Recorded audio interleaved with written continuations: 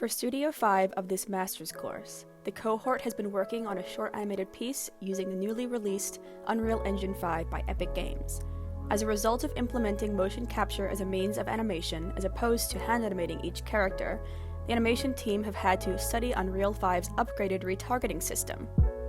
Unreal Engine 4 featured a bone-to-bone retargeting system that allowed animations to be reused between characters that shared the same skeletal asset with different proportions whilst avoiding deformation. It was additionally possible to share animations between characters with different skeletal assets, given they shared a similar bone hierarchy.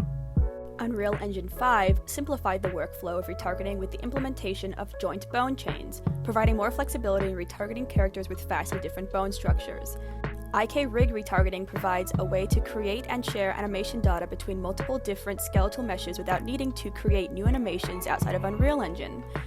Usually, sharing animation data between different skeletons leads to mistranslations of the original translation data on different proportioned rigs. The animation team has been using this retargeting system to translate the animation data of our Rococo rig recordings onto the meshes of metahumans and our own robot rig, and to translate animation data of live-link facial capture from a metahuman onto the robot's face, which is an exceedingly more simplified skeletal asset. Even though the Rococo rig is distinctly different to the metahuman rigs, which are additionally proportioned depending on sex, height, and weight, through giving them the IK rigs and subsequently IK retargeting, the animations from the source Rococo rig can be retargeted onto the target metahuman with ease.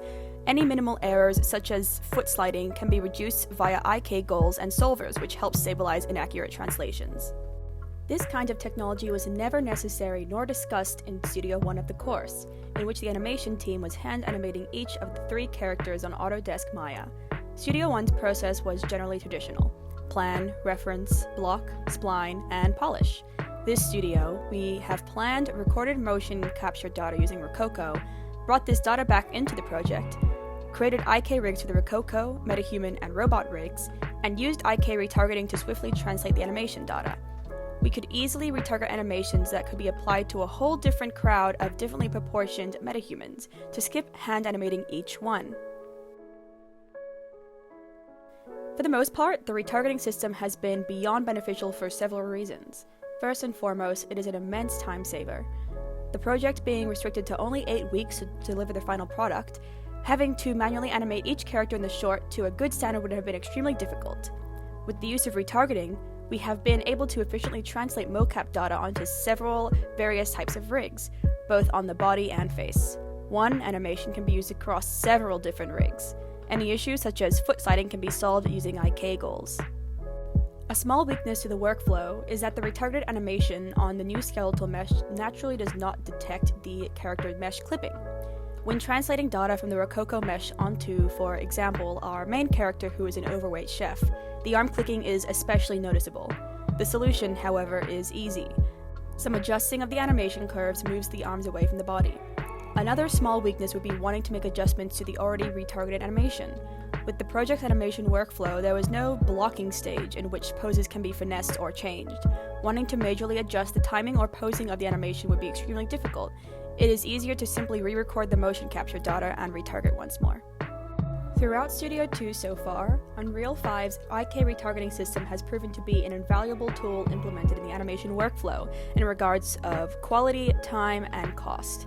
The animation data translated onto the target skeletal mesh is always extremely accurate, even if this means small jitters in the Rococo captures are also retargeted.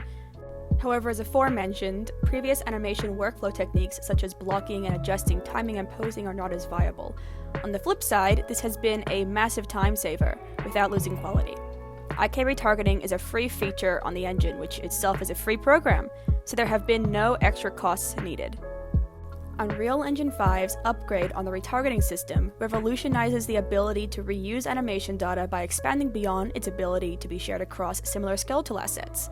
Now, animations can be quickly recycled and augmented across multiple varying characters with drastically different skeletal meshes. Biped animation can even be translated onto quadruped skeletons. Old animations can be reused onto updated skeletal assets, and crowned animations can be applied to several characters of varying proportions. The idea of IK retargeting will hopefully catch on across 3D creation softwares and enable 3D animators to efficiently save time and money on their own projects, as it has with ours.